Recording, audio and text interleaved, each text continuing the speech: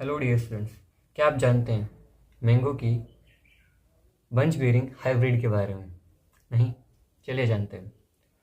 अर्का सुप्रभात is a hybrid variety of mango, जो कि एक डबल क्रॉस वेराइटी मानी जाती है।